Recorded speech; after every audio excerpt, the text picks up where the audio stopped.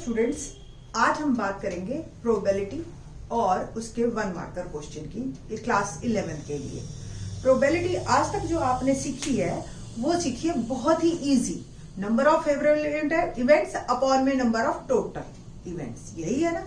और हम जो है 16.1 एक्सरसाइज टोटली सैंपल स्पेस को बताती है, इसकी वीडियो मैं अलग से बना दूंगी एनसीईआरटी की। और आपको जो करना है वो आज जो हम है सिर्फ ऑब्जेक्टिव टाइप क्वेश्चंस की तैयारी के लिए कर रहे हैं, ताकि आप सेट के पेपर में full out of full marks ले सकें। तो शुरू करते हैं ऑब्जेक्टिव क्वेश्चंस। नंबर 1, आपको ये क्वेश्चन जो है या तो 10th लेवल के होंगे या हल्का सा आपको जो है बताएंगे जो आपने एनसीईआरटी एक्सरसाइज में 16.1 से लेकर 16.3 तक किए हैं। उसमें आपको परमुटेशन कॉम्बिनेशन के फॉर्मूले आ सकते हैं, या जो चैप्टर 1 है सेट्स उसके फॉर्मूले। ये दोनों अगर आपको अच्छी तरह से चैप्टर आते हैं तो प्रोबेबिलिटी आपको बहुत जल्दी समझ आ जाएगा। तो प्रोबेबिलिटी का फॉर्मूला है number of favourable outcomes upon number of total outcomes, ठीक है। और इसी से ही हम आगे चलते हैं। आपको बस इतना पता है ऐसा मैं मान के चल रही हूं। Question number 1, a fair die is tossed, find the probability of getting a number greater than 2। ये तो बहुत इजी क्वेश्चन है, हमें भी पता है ग्रेटर देन 2 3 4 5 6 होते हैं, तो टोटल 6 है, फेवरेबल 4 है, so my answer is 2/3। Question number 2, A 6 boys and 6 girls sit in a row at random. The probability that all the girls sit together. अब देखिए आपका यहां पे आपको जो है परमुटेशन आ रहा है, 6 लड़कियां इकट्ठी बैठनी है, बॉयज कहीं भी बैठ जाए कोई फर्क नहीं पड़ रहा। तो हमने क्या किया, पहले तो इसका टोटल सैंपल स्पेस निकालिए कि 12 बच्चे हैं और गर्ल्स बॉयज, तो वो 12 फैक्टोरियल से सेट हो सकते हैं। बट अब बात करते हैं हम कि फेवरेबल की, कि हमें कंडीशन दे दी कि गर्ल्स जो है वो हमेशा इकट्ठी हैं, तो 6 लड़कियों का हमने एक एज्यूम कर लिया और बॉयज 6 है, टोटल हो गए 7। तो 7 जो है 7 फैक्टोरियल से सेट हो जाएंगे। बट जो 6 लड़कियां हैं they can interchange there seats, इकट्ठे होते हुए भी वो एक दूसरे से सीट इंटरचेंज करेगी तो भी वो इकट्ठी ही रहेंगी, है ना। तो इट मीन्स वो 6 लड़कियां आपस में जो सेट होंगी वो 6 फैक्टोरियल से सेट हो जाएंगी। नाउ अब आपको ये आंसर निकालना है, तो ये 7 फैक्टोरियल है। आपको अगर क्लियर है 12 फैक्टोरियल, तो 12 into 11 into 10 into 9 into 8 into 7 factorial, ये मेरा कैंसिल हो गया, ठीक है जी। अब हमने इसको करना है, देखिए 6 फैक्टोरियल, यानी कि मैं इसको भी ओपन कर देती हूँ, 6 5 4 3 2 1, और नीचे जो मेरे पास है 12 11 10 9 8। अब देखिए 6 2 जा 12, सबसे बड़े वाला सबसे पहले मैंने खत्म किया ना। 4 2 जा 8, ठीक है, 3 3 जा 9, 5 2 जा 10, ऊपर सब खत्म हो गया, ऊपर आ गया 1। नीचे देखिए 2 3 जा 6, 6 2 जा 12, 12 इंटू 11 है ना, तो 12 इंटू 11, 11 2 जा 22, 2 एंड जो है 11 1 जा 11 1 32। So C option is my correct one, 1/132 is my answer, ठीक है जी। तो क्वेश्चन नंबर 3 करते हैं। If A and B are mutually exclusive, mutually exclusive, अब यहां आपका सेट्स आ गए। म्यूचुअली एक्सक्लूसिव क्या होते हैं इवेंट्स, वो इवेंट्स होते हैं जिनके अंदर कॉमन कुछ नहीं। अगर आप वेन डायग्राम में देखो तो ये ए है और ये बी है और दे आर म्यूचुअली एक्सक्लूसिव। अब आपको ये भी पता है कि ए नॉट क्या होता है, जो ए के अलावा सारा। अब प्रोबेबिलिटी में हम बात करें तो probability of A not is 1 minus probability of A, ठीक है। अब ऑप्शन देखिए, वो कहता है कि P A is less than equal to P B not. तो सबसे पहली बात तो मैं पहले बी बी नॉट निकाल देती हूँ, 1 माइनस पी बी। अब पी ए और पी बी कुछ भी हो सकते हैं नंबर, यहां पे एक और भी हो सकता है सी, ठीक है। तो अब आप देखिए पी बी नॉट, बी को छोड़ के सारा, उसमें आपका ए भी आ गया और सी भी आ गया, और सी नहीं है तो कम से कम ए तो है ही, है ना। तो अब जो पहली ऑप्शन है PA is less than equal to PB not, यही एक करेक्ट है, बाकी क्यों नहीं है ये बताते हैं। दूसरी ऑप्शन है PA is greater than PB not. मैंने अभी बताया PB नॉट यानी कि 1 माइनस PB, और अगर ये म्यूचुअली एक्सक्लूसिव है तो इसके अंदर आपके पास क्या क्या आ गए, PA, PC या और भी कोई है वो सब आ गए, है ना, सबका सम आ गया। तो या तो ये PB नॉट जो है वो PA से छोटा होगा, रीजन PC भी साथ में है ना, और या फिर ये ज्यादा से ज्यादा, अगर सपोज सिर्फ A और B ही है और दोनों मिल के बना रहे हैं कोई वेन डायग्राम, तो ये उसके बराबर हो जाएगा। ठीक है, तो ना ही सिर्फ कम भी नहीं होगा, बराबर भी हो सकता है, क्योंकि हमें ये उसने कहीं नहीं कहा कि कोई और सेट भी है। ठीक है, और बड़ा तो नहीं हो सकता किसी भी हालत में। So A option is right one. Question number 4, अगर आपको इसको कोई दिक्कत आ रही है तो मैं आपको जो है एक अलग वीडियो NCERT की बना दूंगी, उसमें ये सारी ऑप्शन सब कुछ बहुत अच्छी तरह से मैंने बता रखा है। ठीक है, question number 4, a single letter is selected at random from the word probability. Word लेते हैं हम प्रोबेबिलिटी,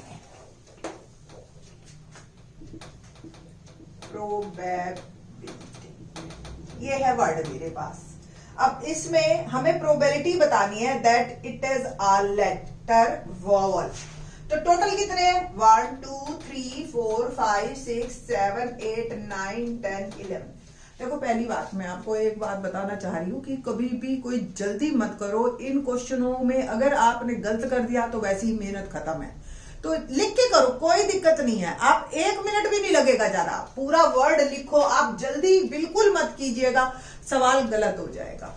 तो टोटल हमारे पास 11 अल्फाबेट्स हैं, और इसमें जो है आपके वोवल्स 1 2 3 4, ठीक है ना, ये 4 है। तो माय आंसर इज 4/11। तो फोर्थ का जो है B option is right one. Question number 5 पे बात करते हैं। कहता है probability of A union B is equal to probability of A intersection B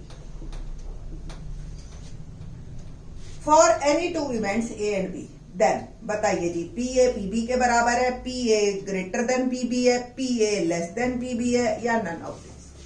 A union B की अगर आप देखो, PA यही फार्मूला होता है, आपको भी पता है, सेट्स वाला ही फार्मूला चलता है। 2-3 तरीके बता देती हूं मैं आपको इसको सॉल्व करने के, सोचने के। तो PA plus PB is equal to twice of PA intersection B, है ना। A इंटरसेक्शन B यानी कि इन दोनों के सम के बराबर हो और वो भी ट्वाइस हो। It means PA intersection B PA और PB दोनों के बराबर ही होना चाहिए, और ये दोनों आपस में बराबर होने चाहिए, तभी इसका ट्वाइस होगा, 2 से 2 कटेगा। ठीक है, तो PA is equal to PB। आपको भी पता है, अगर आपने प्रॉपर्टी की हो सेट्स की, तो A intersection B is equal to A या B के बराबर तब होता है जब A और B बराबर हो, और A और B बराबर हो तो A यूनियन B, ठीक है, भी आपका A के बराबर ही हो जाता है। ठीक है, ये दोनों कंडीशंस तब चलती हैं जब ये दोनों बराबर हो एक साथ, तभी ये बराबर होंगे। ठीक है जी, तो ये आपको ऐसे सोचना है। तो 5th का A। 6th क्वेश्चन करते हैं। A card is drawn at random from a pack of 100 cards, number 1 to 100, the probability of drawing on number which is a square. तो टोटल 100 है, स्क्वायर 1 से लेकर 100, आपको भी पता है 10 तक के स्क्वायर्स हमारे पास है, तो 10/100, 1 4 9 and so on. So probability is 1/10। 6th का जो है C option is right one, ये आपका option. Question number 7, 4 persons are selected at random out of 3 men, 2 women and 4 children. The probability that there are exactly 2 children in the selection. अब देखिए, आपको 4 person person इनमें से करने हैं और 2 चिल्ड्रन है, ये कंफर्म है। तो हो सकता है कि एक मैन, एक वुमेन और 2 चिल्ड्रन ले ले हम। दूसरा 2 मैन ले ले और 2 चिल्ड्रन ले ले। तीसरा ऑप्शन 2 वुमेन ले ले और 2 चिल्ड्रन ले ले। इससे अलावा हमारे पास और कोई नंबर ऑफ सिलेक्शन नहीं है। नॉर्मली हमारे पास टोटल 9 पर्सन्स हैं। तो अगर इनमें से 9 में से कोई भी 4, कोई कंडीशन नहीं होती, तो कोई भी 4 सिलेक्शन जो है, प्रोबेबिलिटी ऑफ सिलेक्शन 4 पर्सन्स क्या होती, ये जो है आपका 9C4। ठीक है जी। बट अगर उन्होंने कंडीशन दे दी तो हमारे पास 3 ऑप्शन आ गई। कॉम्बिनेशन अगर आपको ध्यान हो तो ये तीनों ऑप्शन को हम अलग अलग निकालेंगे और इनके बीच में देंगे एडिशन, क्योंकि ये आइदर और वाला केस है, या तो ये होगा या ये, तीनों नहीं हो सकते, ये कंफर्म है। ठीक है जी। तो 3C1 पहला केस ले रही हूं मैं, 3 आदमियों में से एक आदमी सेलेक्ट किया, into 2C1 into 4C2 plus second case 2 man लेने हैं हमने 3 में से और सिर्फ बच्चे, प्लस आपको 2 वुमेन लेनी है 2C2 और 4C2। ये आपका टोटल आंसर है। बट हमें इस फॉर्म में तो देना ही नहीं, हमें तो सॉल्व करके देना है। तो सॉल्व करते हैं इसको। देखिए कैसे। 3C1 वैल्यू पता है आपको 3 है, 2C1 वैल्यू पता है 2 है, और 4C2 मैं पहले ही निकाल के रख लेती हूं ताकि हमारा काम यहाँ पे ज्यादा ना पड़े। तो 4 इंटू 3 1 इंटू 2 आपको पता है ये निकालने का तरीका। ठीक है जी। 3 2 6 प्लस 3C2 हम निकाले तो 3 into 2 1 into 2 3 is my answer 6। 4C2 तो मैंने निकाल ही रखा है 6, एंड 2C2 ये 1 होता है और 4C2 6, और अपॉन में 9C4 आपको भी पता है 9C4 अगर मैं निकालती हूं तो 9 8 7 6, 4 पीछे जाना है और 1 से लेकर 4 तक का। ओके, 4 2 8 और 3 2 6। ठीक, तो 9 इंटू 7 इंटू 2 ये मेरा आंसर। और सॉल्व करते हैं फर्दर हम। 6 6 36 प्लस 18 प्लस 6 कॉमन लेके भी आप कर सकते थे। 7 2 14 और 14 9 126 होता है। इसको आप ऐड कीजिए तो 60 अपॉन 126, और फिर आप काट दीजिए 6 से। ये आपका जो है 6 से कट रहा है तो 6 से ही काट देती हूँ। 6 2 12 6 1 6, और ये आ गया 10 8, तो 10/21 is my answer. So B option is correct one. Question number 8। In a non leap year में आपको 53 ट्यूसडे या 53 वेडनेसडे। अब सेट्स की अगर प्रोबेबिलिटी आपको ध्यान हो तो 53 ट्यूसडे वर्ड है और बीच में 53 वेडनेसडे, तो बीच में यूनियन आ गया और का मतलब, और ये सपोज ए इवेंट है और ये सपोज बी इवेंट है, तो probability of A plus B और जो है इंटरसेक्शन, क्योंकि ये या तो ट्यूसडे होगा या वेडनेसडे, तो इंटरसेक्शन में 0 आएगा, तो आपका बस फार्मूला यहीं रह जाएगा। अब ए 53 ट्यूसडे नॉन लीप ईयर है, यानी कि 365 डेज। 365 डेज में आपको पता है 52 वीक हमारे जो है वो कंफर्म होते हैं, है ना। तो 52 वीक्स कंप्लीट हो गए और एक डे बचता है आपका। तो 1 डे अगर हम चाहते हैं, यानी कि 52 तो सब आएंगे, 52 मंडे 52 संडे सब कुछ आएगा, बट 53 हमको तब आएगा जब वो ट्यूसडे हो, वो दिन, यानी कि 31 दिसंबर।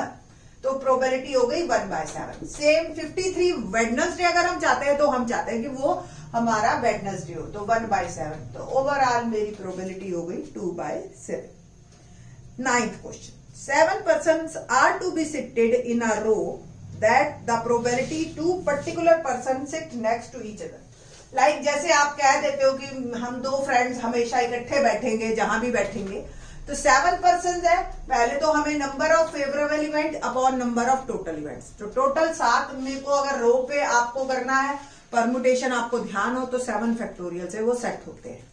बट फेवरेबल में वो उन्होंने कंडीशन दे दी कि 2 पर्सन हमेशा इकट्ठे बैठेंगे, तो 2 को हमने 1 मान लिया और अब रह गए 6, तो 6 फैक्टोरियल से सेट होंगे, बट वो दोनों they can interchange there seats, तो 2 ऑप्शन हो गई वो भी।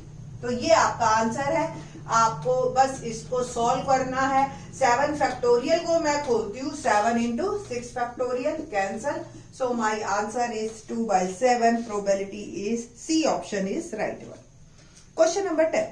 One card is drawn from a pack of 52 cards. The probability that it is a card of king or spade. Once again word आ गया है और, ठीक है जी।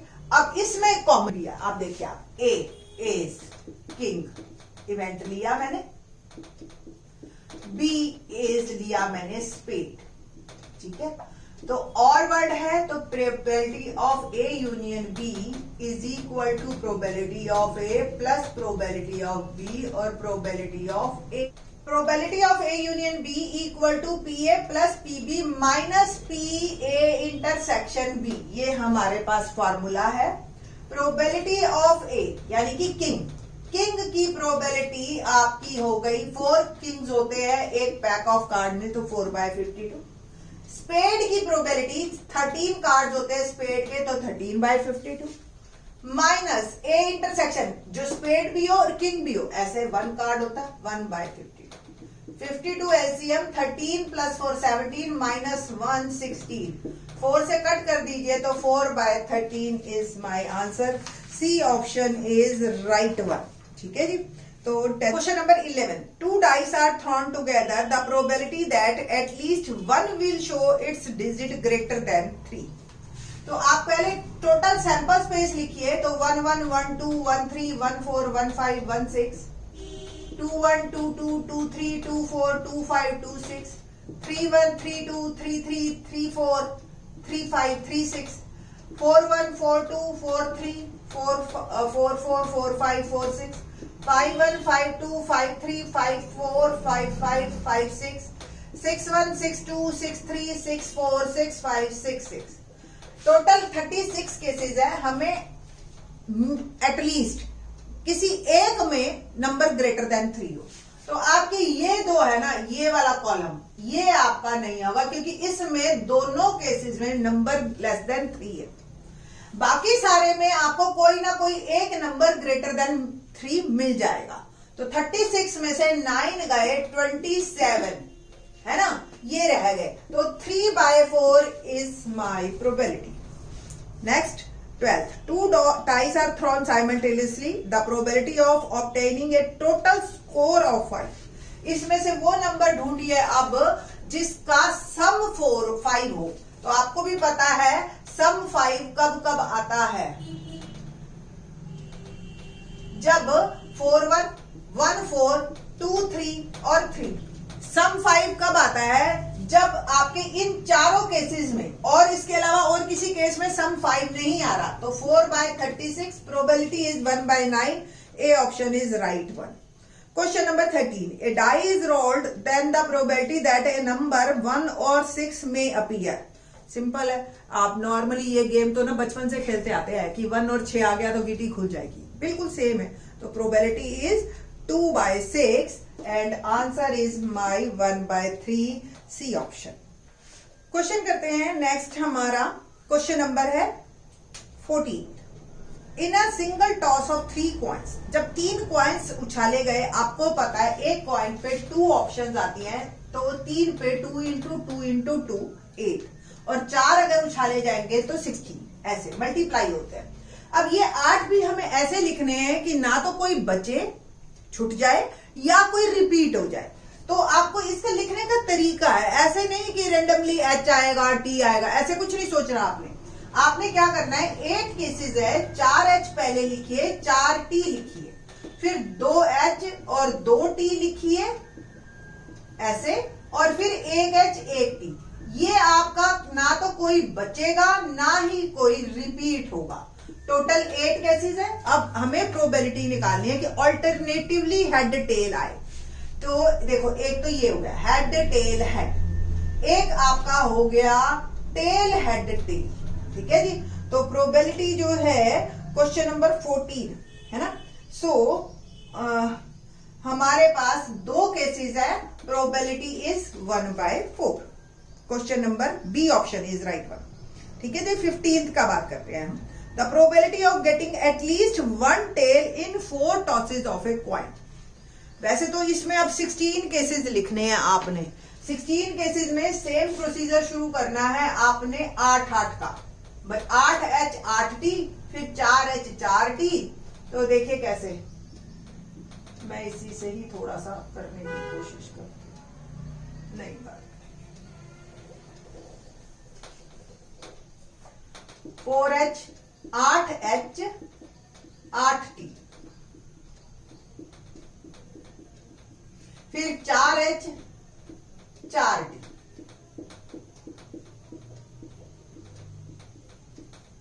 फिर 2H 2T,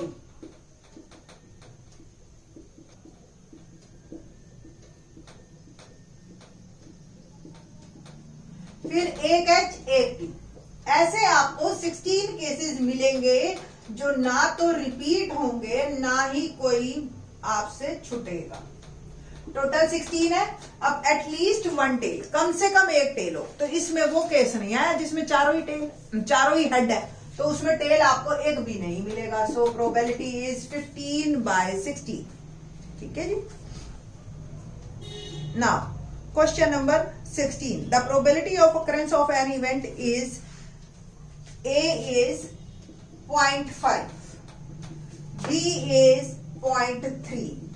If A and B are mutually exclusive, तो it means A intersection B 0. तो probability of neither A nor B. तो पहले देखो, आप वेन डायग्राम से देख लिया करो अगर आपको फॉर्मूले याद ना रहे, ठीक है। म्यूचुअली एक्सक्लूसिव का है तो ये थोड़े से अलग अलग बना देती हूँ। नाइदर ए नॉर बी, तो यानी कि ये बीच वाला बच गया। It means A union B का ठीक है ना। तो यानी कि 1 minus probability of A union B, और ए यूनियन बी की प्रोबेबिलिटी क्या है, P A plus P B, है ना, minus P A intersection B. और इसको हमने निकाला तो 1 minus 0.5 plus 0.3 minus 0, it means 1 minus 0.8 become 0.2, ठीक है जी। So A option is right one. 17th, if A and B are any 2 events, then the probability that exactly one of them occurs, exactly one of them, या तो A आए या B आए, common ना आए, ठीक है जी। तो 2 इवेंट्स हैं आपके, देखो कोई भी 2 इवेंट्स हो, या तो दोनों होंगे, या एक होगा एक नहीं होगा, या ए नहीं होगा बी होगा, या दोनों ही नहीं होंगे। यही टोटल केसेस हमारे बनते हैं, ठीक है जी। तो ऑप्शन जो है मेरे पास एग्जैक्टली वन ऑफ देम, ये वाला, ठीक है। पहले आप ए यूनियन बी देखो, तो ए यूनियन बी में ए हो जाए बी हो जाए, दोनों हो जाए, ठीक। तो probability of A plus probability of B minus probability of A intersection. But मैं चाह रही हूं कि सिर्फ दोनों में से कोई एक हो, तो यानी कि इंटरसेक्शन एक बार और सब्ट्रैक्ट कर दीजिए आप, कि अब भी जो कोई कॉमन रह गया ना, जैसे इसके अंदर एक तो आएगा ना, तो ये आपका हो गया probability of A plus probability of B minus total twice of probability A intersection B. C option is right one. 18th, P A P B X दे रखा है और ए इंटरसेक्शन बी और नाइदर ए नॉर बी वाला case दे रखा है आपको 1/3, then the value of X is, अभी किया था हमने, neither A nor B, it means 1 minus A union B. It means PA plus PB minus A intersection B. और ब्रैकेट खोले तो PA की वैल्यू X, PB की value X minus probability of A intersection B, जो कि हमें दे रखी है 1/3 और ये भी हमें दे रखा है 1/3। तो थोड़ा सा और कीजिए तो 1 - 2x + 1/3, और हम लिख सकते हैं 2x 1 + 1/3 - 1/3। तो 2x = 1 and x is 1/2। तो 18th का A is my answer। Question number 19. 12 tickets are numbered from 1 to 12. One ticket is drawn at random. Then the probability of the number to be divisible by 2 or 3. Once again, आपको probability of 2 निकालो, पहले probability of 3 निकालो, और फिर जो है आपने either or वाला यानी कि यूनियन वाला केस लेना है। तो प्रोबेबिलिटी ऑफ 2 और 3 यानी कि probability of 2 plus probability of 3 minus probability of 2 intersection 3। 2 1 से लेकर 12 के बीच में, टोटल तो 12 ही है। 2 से डिविजिबल कितने हैं? 6। 3 से डिविजिबल कितने हैं? 4। और 2 और 3 यानी कि 6 से डिविजिबल कितने हैं? That is 2। तो ये मेरा आंसर आ गया 8/12 यानी कि 2/3 इज माई आंसर। तो 19th का बी पार्ट।